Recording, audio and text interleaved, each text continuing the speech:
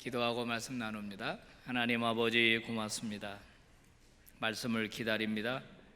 마음의 문을 열어주시고 말씀을 방해하는 모든 것들을 제거해 주시고 온전히 위로부터 내려오는 주의 말씀으로 저희들을 충만하게 하여 주옵소서. 하나님의 종, 이 부족한 종, 말씀을 혼잡하게 하지 아니하고 바르게 증거하는 하나님의 종 되게 하여 주옵소서. 성령님 도와주시옵소서. 예수님 이름으로 기도 올리옵나이다. 아멘. 오늘은 부활절 6번째 주일입니다. 새로운 부르심이라는 제목으로 말씀을 증거하도록 하겠습니다. 고대에서나 현대 사회에 이르기까지 자신들의 미래에 대하여 알고 싶어하는 것이 사람들의 마음입니다. 그래서 사주팔자를 보거나 손금을 보거나 또는 태어난 띠, 심지어는 혈액형, 별자리 이런 것을 통해서 나의 미래는 어떻게 될 것인가, 내 앞날은 어떻게 될 것인가 하고 궁금해합니다. 그리고 일이 잘 안 풀릴수록 우리는 굉장히 불안감에 휩싸이면서 역술인들을 의지하기도 하죠. 여러분, 이 불안한 감정이라고 하는 것 있지 않습니까? 이 불안한 감정은 나쁜 것만은 아니래요. 심리학자들은 적당한 불안 감정이 오히려 우리에게 에너지를 주고 또 오히려 우리를 갖다가 긍정적으로 만들어줄 수 있다고 이야기를 합니다. 분명히 위험적인 신호가 감지되었는데도 불구하고 불안을 느끼지 못하고 대처하지 못하게 되면 낭패를 당하는 경우가 많은 거예요. 하지만 반대로 어떤 위험 요소도 없는데 마치 위험한 것처럼 생각하고 두려워하고 불안해하는 것은 잘못하면 병이 됩니다. 병이 되죠.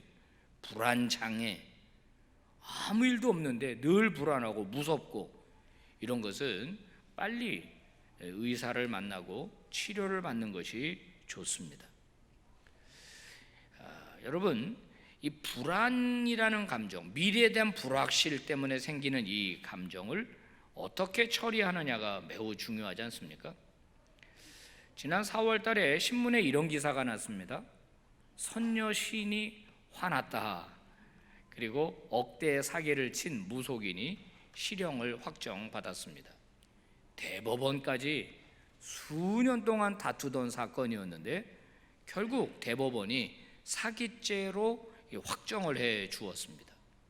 신문 기사를 보니까 대충 그거더라고요. 한 무속인이 있는데 손님으로 찾아온 사람과 오랜 세월 알고 지냈는데 그 사람이 이혼을 하고 뭐 또 출산을 하고 그런 아주 그 불안하고 위험한 일들이 있을 때 그 불안한 감정을 이용을 해가지고 너 구술하지 않으면은 네 인생에 계속 어려운 일이 생긴다, 이런 식으로 꼬드겨가지고 거액을 계속 갈취했다는 거예요. 그 돈이 억대가 넘었다는 겁니다. 불안 심리를 이용해서 돈을 버는 무속인 너무나 많죠. 성도 여러분, 우리 인생이라고 하는 것은요, 거친 바다를 항해하는 배와 같습니다.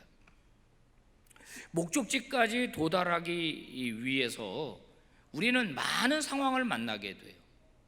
어떤 때는 정말 순풍에 돛을 단 것처럼 편안하게 쭉 이렇게 가는 경우도 있지만은 어떤 경우는요, 예기치 않게 갑자기 막 폭풍이 불어오고 파도가 넘실대고 이러면서 어려움을 겪기도 하는 게 인생입니다. 롤러코스터라고 있지 않습니까? 애들이 좋아하는 놀이기구. 어떤 때는 높은 데 올라갔다가 막 갑자기 곤두박질 치는 거예요. 인생이라는 게 그런 겁니다. 항상 평안하기만 하겠습니까? 항상 좋기만 하겠습니까? 항상 일이 잘 풀리기만 하겠습니까? 어려운 일도 만나고 계획대로 안 되는 일이 생기게 마련이라고 하는 겁니다. 이럴 때 우리는 어떻게 하면 좋을까요? 오늘 우리가 읽은 성경을 보니까 방황하면서 어찌할 바를 모르는 사도 바울을 만나게 됩니다. 바울은 지금 어느 방향으로 가야 할지 몰라서 갈팡질팡하고 있습니다. 지금까지는 잘 왔습니다. 예수님이 만나 주셔서 이방인의 사도가 되라고 하시니까 그는 아멘하고 순종했고, 안디옥 교회 파송을 받아서 거의 성경으로 보면 최초 선교사로 파송을 받습니다. 바나바와 함께요. 그래서 1차 전도 여행을 무사히 마쳤습니다. 그 전까지는 그 누구도 복음을 이방인에게 전해본 적이 없었어요. 처음입니다. 자, 무슨 일이 생길까?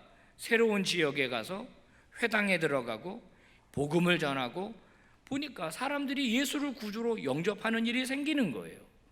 지역마다 교회가 생기는 겁니다. 물론 그렇다고 어려운 일이 없었던 것은 아닙니다. 하지만 그가 생각한 대로, 계획한 대로 착착 그 다음 도시, 그 다음 도시, 그 다음 도시 가서 그는 복음을 전했습니다. 그리고 돌아와 가지고 아주 중요한 교회 결정에도 가담을 하게 돼요. 즉 예수를 구주로 영접하고 그리스도인이 되는 것 어떻게 가능한가? 그동안 유대인들이 그리스도인이었기 때문에 그들은 예수도 믿어야 하고 할례도 받아야 한다, 그렇게 가르쳤습니다.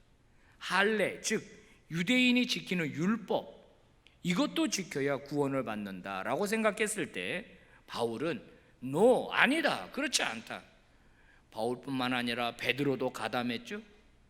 아니, 어떻게 율법이라고 하는 무거운 멍에를 이방인들에게 지워주려고 하느냐?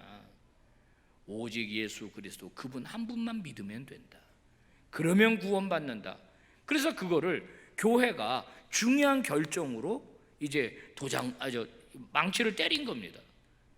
그리고 이 소식을 빨리 전해줘야 되겠다. 각 교회마다 지금 이 불확실한 이 구원의 문제 때문에 다들 지금 갈등하고 있는데, 그래서 공식 문서를 받아가지고 처음으로 복음을 전했던 지역들을 방문하면서 복음을 전했습니다. 자, 그 결과가 16장 5절인데요. 한번 읽어보시겠습니까? 시작. 이에 여러 교회가 믿음이 더 굳건해지고 수가 날마다 늘어가니라. 네, 여기까지는 문제가 없습니다.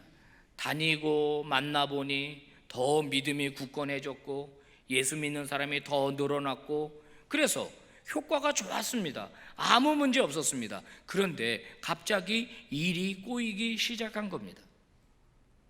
자, 그렇게 교회들 방문해서 소위 소아시아 중심 지역에 있는 비시디아 안디옥이라고 하는 도시에 머물게 되고, 이제 바울은 다음 스텝, 다음 계획을 세우게 되는데 이게 생각대로 안 되는 겁니다. 아시아라고 하는 지역, 오늘날의 아시아가 아니라 그 당시 아시아는 다릅니다. 이따가 지도를 볼 텐데 아시아 지역, 서쪽으로 가보려고 했더니 성령이 막으셨다는 거예요. 여러분, 성령이 왜 막아요? 복음을 전하려고 하는데. 그래서 다시 동쪽으로 방향을 바꿨습니다. 부르기아라는 지역, 갈라디아 지역으로 더 나가려고 했는데 거기서도 복음이 막혔다는 겁니다. 그래서 북서쪽으로 올라가서 무시아라고 하는 지역으로 갔는데 거기도 상황이 녹록하지가 않은 거예요. 그래서 아예 흑해 밑에 있는 북쪽 비두니아 쪽으로 위치를 계획을 수정했는데도 그 일이 되지 않았다는 겁니다. 여러분, 무슨 일이 자꾸 막히고 안 되고 그럴 때 여러분, 포기하는 것만이 능사는 아니죠. 여러분, 길이 막혔다고 복음 전하는 걸 포기하면 되겠습니까? 계속 새로운 길을 모색하고 새로운 길을 모색하고 새로운 길을 모색했어요. 여러분, 마찬가지입니다. 우리도 인생이 안 풀리고 잘 안 될 때 포기하지 말고 더 새로운 길을 모색하고 하나님이 열어주시는 길, 여러분 마침내 만나기를 바라고 그 길로 걸어가시기를 주의 이름으로 축복합니다. 그때의 상황을 성경은 이렇게 설명하고 있습니다. 6절, 7절 봉독해 봅시다. 시작. 성령이 아시아에서 말씀을 전하지 못하게 하시거늘 그들이 부르기아와 갈라디아 땅으로 다녀가 무시아 배에 이르러 비두니아로 가고자 했을 때 예수의 영이 허락하지 아니하시는지라. 제가 노란색으로 표시한 것, 아시아 지역, 부르기아와 갈라디아 지역, 무시아 지역, 비두니아 지역, 예수의 영, 성령이 허락하지 않았다는 겁니다. 지도를 보시겠어요? 저게 이제 지중해고요. 그 위가 바로 오늘날 터키 지역입니다. 저 중심에 비시디 안디옥이라고 하는 도시가 있고 바울은 지금 거기에 머물고 있습니다. 자, 아시아 지역이 어딘가? 저 초록색 저 부분입니다. 그때는 저기를 아시아라고 불렀어요. 그러니까 서쪽으로 가려고 했다는 겁니다. 그런데 길이 막히니까 동쪽, 여기가 부르기아입니다. 여기도 잘 안 되니까 더 동쪽, 여기가 갈라디아 지역입니다. 우리 신약 성경에 갈라디아서 있잖아요. 이 지역에 있는 교회들에게 보낸 편지입니다. 갈라디아. 그래서 아예 저 북서쪽, 저희가 무시아라고 하는 지역입니다. 여기도 안 되니까 북쪽, 저기 흑해 밑에 있는 비두니아라고 하는 지역까지 바울은 계속 탐색하고 모색하고 그 다음에 트라이를 했는데도 불구하고 길이 막혔다는 겁니다. 구체적으로 그리고 이제 마지막 저 드로아라고 하는 지금 항구 도시에 지금 오게 된 겁니다. 드로아. 트로이 목마 아시죠? 트로이 목마. 그 트로이가 바로 저 드로아입니다. 여러분, 성경에서 구체적인 상황은 우리에게 설명하고 있지 않습니다. 도대체 무슨 일이 생겼다는 건가? 어떻게 막았다는 건가는 모르겠지만은 하여튼간 바울은 지금 계속 막힌 길이 그 인생 앞에 나타난 겁니다. 몸이 아팠을까요? 아니면 내부적으로 갈등이 일어난 걸까요? 아니면 갑자기 날씨가 안 좋았던 걸까요? 아니면 경제적인 문제가 생긴 걸까요? 하여튼간 어떤 상황인지는 모르지만은 계속 길이 막혔다는 겁니다. 여러분, 바울은 지금 난감해하고 있습니다. 지금까지 그랬던 적이 없었기 때문이에요. 지금까지는 계획대로 다 됐습니다. 그런데 지금은 바울의 계획이 도무지 지금 실현이 되고 있지를 않은 거예요. 왜 성령은 막으시는 걸까요? 성도 여러분, 우리에게도 이런 일들이 종종 생긴다는 것을 우리는 잘 압니다. 일이 그냥 쭉 잘 되면 좋겠지만은 갑자기 어려운 일이 생길 때가 있지 않습니까? 내가 세운 계획대로 안 되는 경우가 있지 않습니까? 내 생각대로 일이 안 풀리는 거예요. 갑자기 몸이 아프기도 합니다. 또는 매출이 줄어들기도 합니다.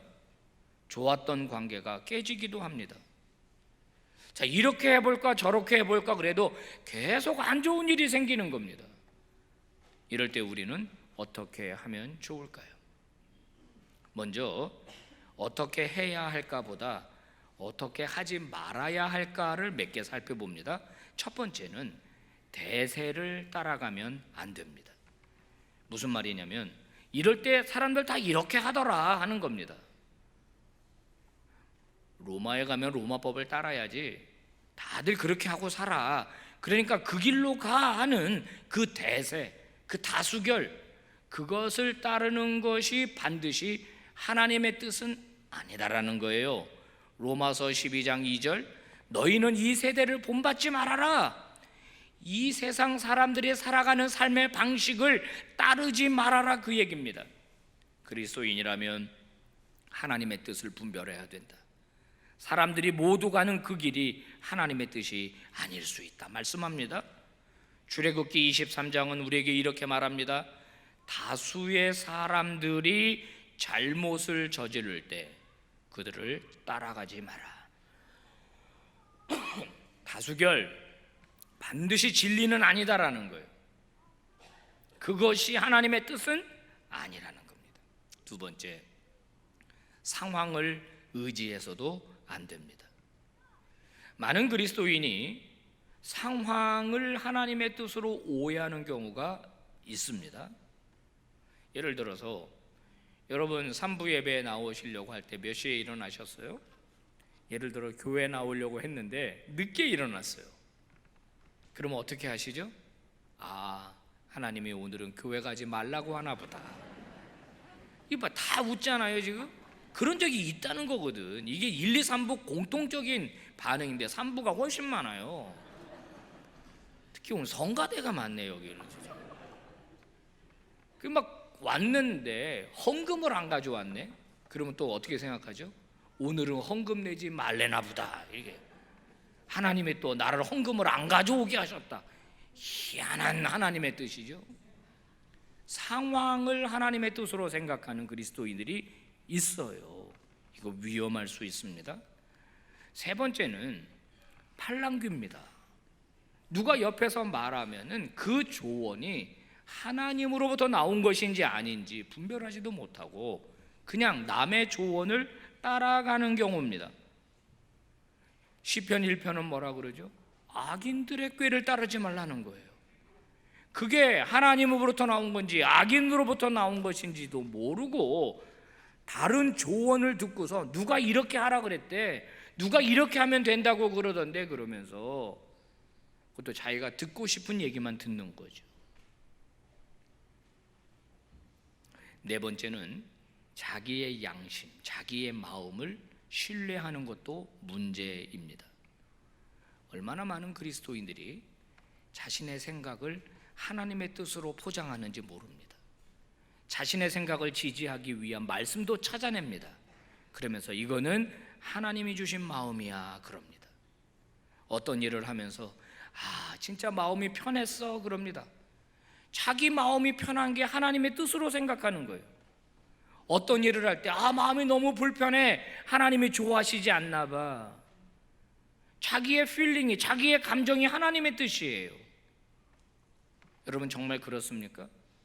사탄은 우리에게 거짓 평안을 줄 수 있다는 거 모르십니까? 성경을 보니까 요나 있잖아요. 요나 하나님의 명령을 어기고 다시스로 가는 배를 탔지 않습니까? 풍랑이 일어났잖아요. 저 같으면 불안했겠어요. 하나님이 하나님 명령 어기니까 또 풍랑을 보냈나 보네. 나 같으면 불안하겠어요. 근데 이 인간 배 밑에 들어가서 잠을 자요. 하나님의 명령을 어기면서도 그의 마음은 편안했나 봐. 선원들이고 선장이고 다 난리인데 자기는 들어가서 잠을 자요. 자기 마음이 편하면 하나님의 뜻입니까? 내 마음이 불편하면 하나님의 뜻이 아닙니까? 잠언 3장 다 같이 읽어봐야 되겠어요. 3장 시작. 너는 마음을 다하여 여호와를 신뢰하고 내 명철을 의지하지 말라. 너는 범사의 그를 인정하라. 그리하면 내 길을 지도하시리라. 아멘. 우리가 하나님의 뜻을 구할 때 너의 명철을 의지하지 말라. 너는 네가 똑똑하다고 생각하는 모양인데 네 생각이 하나님의 뜻은 아닐 수 있으니 네 명철을 의지하지 말라. 이게 성경의 조언입니다. 그럼 어떻게 해야 할까요? 바울은 기도하기 시작합니다. 하나님, 도대체 뭘 원하십니까? 하나님, 제가 어떻게 하기를 원하십니까? 왜 다 막으시는 겁니까? 왜 안 되게 하시는 겁니까? 하나님, 저 어떻게 해야 돼요? 하고 기도할 때 그때 환상이 보입니다. 본문 9절 읽어봅시다. 시작. 밤에 환상이 바울에게 보이니 마게도냐 사람 하나가 서서 그에게 청하여 이르되 마게도냐로 건너와서 우리를 도우라 하거늘. 아멘. 여러분, 환상은 때때로 하나님의 사용하시는 방법인데 모든 경우에 환상을 사용하시지는 않습니다. 잘 못 알아들을 때 하나님이 주로 쓰시는 거예요. 환상 자주 보는 사람은 잘 못 알아듣는 사람이라고 생각하면 틀림없을지 몰라요. 신령해서 그런 게 아니라 잘 못 알아들으니까 보여주시는 것일 수 있습니다. 바울이 못 알아들으니까 하나님이 환상을 보여주시는데 에게해 건너에 있는 마케도냐 지역의 사람이 건너와서 우리를 도와주십시오 하는 환상을 봤다는 겁니다. 바울은 깜짝 놀랐습니다. 저기로 건너가라고? 그것은 하나님의 새로운 부르심이었습니다. 하나님의 계획은 거기에 있었던 거예요. 바울과 바울 일행이 더 이상 아시아에 머물지 말고, 더 이상 터키 지역에 머물지 말고 배를 타고 유럽 지역으로 갈 것을 하나님은 원하셨던 거예요. 그런데 바울은 바울의 계획 속에 함몰되어 있었던 것으로 보입니다. 나는 이 아시아 지역, 나는 이 비두니아 지역, 나는 이 갈라디아 지역, 나는 이 부르기아 지역, 나는 여기다 복음을 전해야 돼 라고 본인은 계획을 세운 겁니다. 본인의 계획이 하나님의 계획을 차단한 것이죠. 뭐라고? 배 타고 건너가라고? 생각지도 않은 것입니다. 여기에 본문에 이렇게 되어 있어요. 우리를 부르신 줄로 인정함이로라. 여기 인정한다라는 신비바저라고 하는 헬라어는 모든 상황을 종합하고 고려하니까 이 결론에 다다랐다 할 때 이 신비바저라는 단어를 씁니다. 아, 그동안 그래서 막으셨던 거구나. 그동안 그래서 하나님이 거부하셨던 거구나. 그래서 그런 일이 생겼던 거로구나. 결국은 저 유럽대로 건너가는 게 하나님의 새로운 부르심이구나. 그걸 깨달은 겁니다. 여러분, 바울이 배를 타고 여기 간단하게 나오지만은 그 먼 거리를 건너갑니다. 네아폴리라고 하는, 네오스폴리스라고 하는 신도시란 뜻이에요. 네아폴리를 거쳐서 빌립보라고 하는 성에 도착을 합니다. 거기서 무슨 일을 겪죠? 거기서 오해받아가고 감옥에 갇히잖아요. 그때 이런 생각했을 수도 있습니다. 아니, 환상을 보고 왔는데 감옥에 갇히다니, 내가 잘못 생각한 건가? 그런데 어때요? 시간 지나면서 지진이 일어나고 간수장이 예수를 믿고 그 집이 전부 다 예수 믿고 세례를 받고, 강가에 나가서 기도하던 루디아 여성 CEO가 예수를 믿고 그 집이 다 세례를 받고 교회가 개척된 거예요. 바울은 그때 확실하게 깨달았을 겁니다. 아, 하나님의 부르심을 따라 내가 여기에 왔더니 여기에도 교회를 세우려고 하시는구나. 빌립보에는 회당도 없었어요. 유대인들도 없었습니다. 그곳에 교회가 세워지는 놀라운 경험을 하게 된 겁니다. 성도 여러분, 하나님께서는 성령을 통해서 오늘도 당신의 뜻을 우리에게 가르쳐 주기를 원하십니다. 아멘, 아멘이죠. 요한복음 14장 26절에서 주님은 앞으로 보혜사 성령이 오실 텐데 그분이 내가 한 모든 말을 생각나게 하리라 그랬습니다. 예수님의 말씀, 예수님의 뜻은 이 성경에 기록이 되어 있죠. 하나님은 오늘도 이 성경을 통해서 우리에게 말씀하십니다. 그러니까 우리가 하나님의 뜻을 찾고자 할 때 먼저 기도할 것이고, 두 번째, 성경의 이 말씀을 통해서 응답을 받아야 합니다. 내 생각, 대세, 내 마음, 사람들의 조언이 아니라 성경이 오늘 나에게 뭐라고 말씀하시는가? 성경을 읽다가 어떤 말씀이 내 마음속에 들어와서 지속적으로 그 말씀이 나에게 역사하는 경우가 있습니다.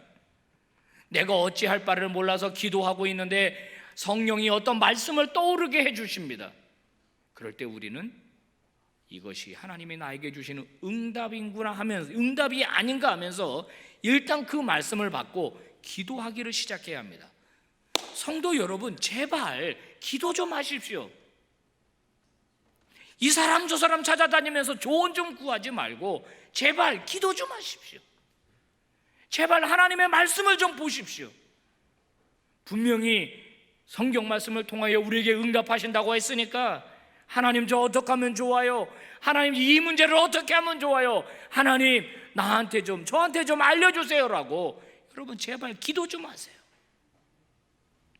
그러면 하나님께서 우리의 마음을 움직이시고 우리의 생각을 움직이시고 우리를 인도하실 줄로 믿습니다. 어릴 때 공책 뒤에 점점점점점 찍혀 있으면서 넘버링이 되어 있는 그런 그 그림, 그 퍼즐 같은 게 있었습니다. 1번에서 2번으로 선을 긋고 3번, 4번, 5번, 6번, 7번 쭉 걷다가 보면은 그 점들을 연결하니까 뭐가 돼요? 코끼리도 되고, 그죠? 강아지도 되고, 집도 되고 그러잖아요. 하나님의 인도하심이 마치 그와 같아요. 그때는 잘 몰라요. 그런데 순종하고 한 걸음 한 걸음 한 걸음 한 걸음 가다 보면 결국은 윤곽이 나타나요. 아, 그래서 그때 그렇게 하셨구나. 그래서 그때 막으셨구나. 그래서 그때 그 길을 열어주셨던 거구나. 성도 여러분, 하나님의 섭리는 단시간에 확인이 안 됩니다. 긴 여정을 통해서 확인이 됩니다. 우리는 주의 백성입니다. 주의 백성은 주의 말씀 따라 사는 인생입니다. 길이 막히셨습니까? 답답한 일을 만나셨습니까? 오늘부터 주의 뜻을 찾기 위해 기도하시기를 바랍니다. 오늘 주신 말씀 우리를 새로운 부르심으로 인도해 주실 것입니다. 함께 봉독할까요? 시작. 바울이 그 환상을 보았을 때 우리가 곧 마게도냐로 떠나기를 힘쓰니 이는 하나님이 저 사람들에게 복음을 전하라고 우리를 부르신 줄로 인정함이러라. 하나님 아버지, 저희들은 고집스럽습니다. 미련합니다. 그런데 똑똑한 척합니다. 내 생각이 맞는 것 같고 내 판단이 옳은 것 같아서 그대로 해야만 마음이 편안한 자들입니다. 내 인생을 한 번도 하나님께 맡긴 적이 없습니다. 하나님의 뜻을 물은 적도 없습니다. 그러다가 실패하고 낭패하고 어려운 일을 만납니다. 아버지, 하나님의 뜻을 따라 살아가는 인생이 그리스도인일진데 우리 빛과 소금의 성도들, 또 이 영상을 통해 예배하는 모든 그리스도인들 가운데 주여 성령의 마음을 부어 주시옵시고 하나님의 선한 뜻을 찾기 위해 애쓰게 해주시고 하나님의 선한 뜻이라면 과감하게 실행하는 용기도 허락해 주시옵소서. 예수 그리스도의 이름으로 기도 올리옵나이다. 아멘.